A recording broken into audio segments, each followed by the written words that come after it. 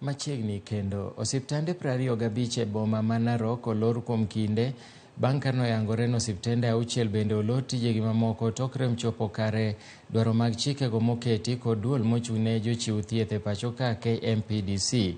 Lipodni olosnwa kod Vida Atieno. Bedo gi lony, tiyo maber kaachiel kod chopo yore mag thieth ma owinjore en ageta mar duol mar KMPDC kata the Kenya Medical Practitioners and Dentist Council.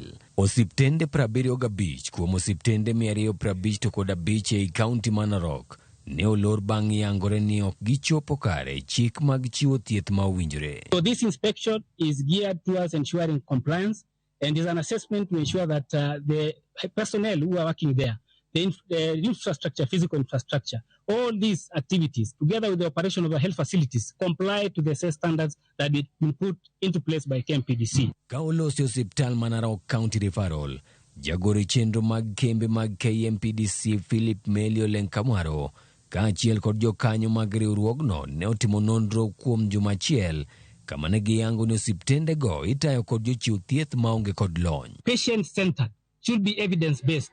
Therefore, quality assurance monitoring is very essential. Ole Kamwaro ne ochiwo namba mar simu kaachiel kod website kama jopiny nyalo rango e lony mar jochiw thieth ka olero ni en ratich jopiny yudo thieth kowuok kuom lakteche man kod lony madwarore. And we have been able to close 609 facilities across the country. And we are telling the other counties, the other places we have not visited, we are there. We are working with the National Police Service. We are working with the county government to be able to ensure that we bring sanity in this health sector.